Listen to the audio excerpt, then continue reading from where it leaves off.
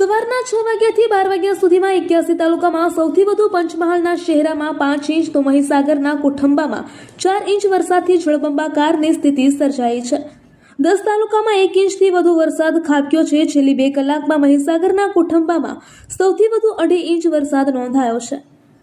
અમદાવાદ શહેરમાં વહેલી સવારે 2 કલાકમાં જ ગાજવીજ સાથે 1 ઇંચ જેટલો વરસાદ વરસતા ખાસ કરીને પૂર્વ વિસ્તારના કઠવાડા, નિકોલ, ઓઢવ અને હંસપુરામાં વરસાદનું જોર વધુ રહ્યું છે। વરસાદના કારણે સોલા, એસજી હાઈવે અને નિકોલમાં વિઝિબિલિટી ઘટતા વાહન ચાલકોને હેડલાઇટ ચાલુ રાખી વાહન ચલાવવાની ફરજ પડી હતી। અમદાવાદના જેતપુર ગામના ફ્લેટમાં યુવતી પર દુષ્કર્મ કરનાર આરોપી સિક્યુરિટી ગાર્ડ જે કંપનીમાં કામ કરતો હતો તે કંપનીનું લાયસન્સ 4 મહિના અગાઉ એક્સપાયર થઈ ગયું હતું। કંપની તરફથી લાયસન્સ રિન્યુ કરવા કોઈ પ્રોસેસ કરવામાં આવી નહોતી, જેથી પોલીસ દ્વારા કંપનીના માલિક સામે ગુનો નોંધવામાં આવ્યો છે। 30 જુલાઈના રોજ રાજકોટમાં ભાવનગર રોડ પર પ્રાઇમ એન્ટરપ્રાઇઝ આંગડિયા પેઢીમાં બંદૂકની અણી 19 લાખની લૂંટ કેસમાં ક્રાઇમ બ્રાન્ચે વેસપલટો કરીને આરોપી રમઝાન અલી અને પ્રવીણ ખજૂરની ધરપકડ કરી છે, જ્યારે લૂંટના મુખ્ય 2 આરોપીઓ આસ અયુબ અને ઇલુક ખટીક હજુ પણ ફરાર છે। ઉલ્લેખનીય છે કે પોલીસે 10 દિવસ ગુજરાત સહિત 7 રાજ્યોમાં તપાસ કરી લૂંટમાં મદદ કરનાર 2 શખ્સોને ઝડપી પાડ્યા છે।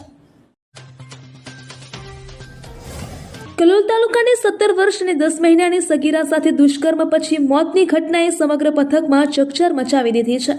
6 ઓગસ્ટે પેથાપુરના 22 વર્ષીય પ્રેમીએ સેક્ટર 16ના કેપિટલ ગેસ્ટ હાઉસ કમ હોટલના રૂમમાં દુષ્કર્મ આચર્યું હતું। 4 હોસ્પિટલ સારવાર બાદ પીડિતાનો જીવ બચી શક્યો નથી।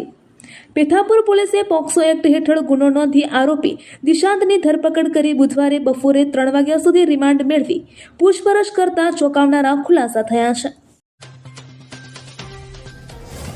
અમદાવાદના કાલુપુરમાં મોપેડ લઈને જઈ રહેલા યુવકને અન્ય એક મોપેડે ટક્કર મારી હતી, જે બાદ યુવક પાસે રહેલી 2.50 લાખની રોકડ ભરેલી થયેલો અકસ્માત કરનાર 2 શખ્સો લઈને નાસી ગયા હતા। અકસ્માત અને પૈસાની ચોરીની આ સમગ્ર ઘટના સીસીટીવી કેમેરામાં કેદ થઈ હતી।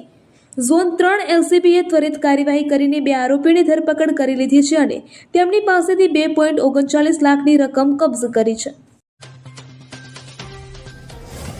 સુરત નવી સિવિલ હોસ્પિટલની હોસ્ટેલમાં 30 વર્ષીય રેસિડેન્ટ ડોક્ટર હર્ષ પંડ્યાના આપઘાત કેસમાં એન્ટી રેગિંગ કમિટીના પ્રાથમિક અહેવાલ અને તપાસના આધારે 4 સિનિયર રેસિડેન્ટ ડોક્ટરોને 6 માસ માટે સસ્પેન્ડ કરાયા છે, જ્યારે 4 ફેકલ્ટીને કારણદર્શક નોટિસ ફટકારાઈ છે। આ સમગ્ર રેગિંગ ગેંગની મુખ્ય સૂત્રધાર સિનિયર મહિલા ડોક્ટર દીક્ષિતા ઘેવરિયા હોવાનું સામે આવ્યું છે, જે અન્ય સિનિયરો સાથે મળીને ફર્સ્ટ યરના 10 રેસિડેન્ટ ડોક્ટરો પર સતત માનસિક ત્રાસ ગુજારતી હતી। ડોક્ટર દીક્ષિતા સૌથી વધુ ટોક્સિક માનસિકતા ધરાવતી હોવાનો આક્ષેપ કરાયો છે। સુરતના અમરોલીમાં માનસરોવર સર્કલ પાસે શ્રીનાથજી અપાર્ટમેન્ટમાં સનાતન જ્વેલર્સમાં ગ્રાહકના સ્વાંગમાં આવેલી 2 મહિલાઓએ વેપારીની નજર ચૂકાવી 2 લાખની કિંમતની ચાંદીની 11 જોડી ઝાંઝરીની ચોરી કરી હતી। વહુએ ઝાંઝરી આપતા જ સાસુએ ચણિયામાં છુપાવી હતી। આ સમગ્ર ઘટના દુકાનના સીસીટીવી કેમેરામાં કેદ થઈ હતી। પાટણ સહિત સમગ્ર જિલ્લામાં દશામાના 10 દિવસીય વ્રતનો આવતીકાલથી પ્રારંભ થશે। આ પવિત્ર અવસરે આજે મંગળવારે બજારોમાં દશામાની મૂર્તિઓ ખરીદવા માટે વ્રતધારી મહિલાઓની ભારે ભીડ જોવા મળી રહી છે। મહિલાઓએ ઉત્સાહભેર રંગબેરંગી મૂર્તિઓની ખરીદી કરી હતી। પાટણ, સિદ્ધપુર, ચાણસ્મા, હારીજ અને સમી સહિત જિલ્લાભરના બજારોમાં લારીઓ અને દુકાનો પર વિવિધ પ્રકારની દશામાની મૂર્તિઓ વેચાઈ રહી છે। આ મૂર્તિઓની કિંમત 100 થી લઈને 7,000 સુધી હતી। આ વર્ષે મૂર્તિઓના ભાવમાં કોઈ વધારો જોવા મળ્યો નથી। વેસ્ટ એશિયામાં અમેરિકા અને ઈરાન વચ્ચે ચાલી રહેલા તણાવપૂર્ણ સંબંધો તેમજ વૈશ્વિક ભૂરાજકીય પરિસ્થિતિઓને ધ્યાનમાં રાખીને દેશની સુરક્ષા એજન્સીઓ અત્યંત સતર્ક બની છે। આતંકવાદી ઘૂસણખોરી, હથિયારો તથા નશીલા પદાર્થોની હેરાફેરી અને રાષ્ટ્રવિરોધી પ્રવૃત્તિઓને રોકવા માટે જામનગરના સંવેદનશીલ દરિયાકાંઠા વિસ્તારોમાં મરીન ટાસ્ક ફોર્સ દ્વારા વિશેષ સઘન કોસ્ટલ પેટ્રોલિંગ અભિયાન હાથ ધરવામાં આવ્યું છે।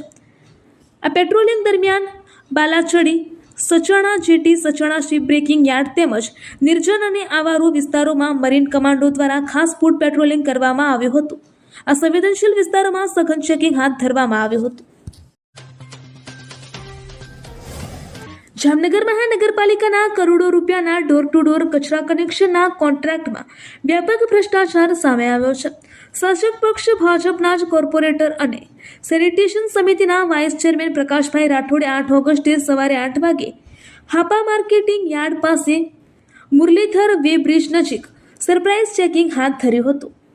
આ તપાસ દરમિયાન કચરાની ગાડીઓમાં કચરાના બદલે ભંગાર, કેરળ અને માટી ભરીને ગેરરીતિ આચરવામાં આવતી હોવાનો પર્દાફાશ થયો હતો.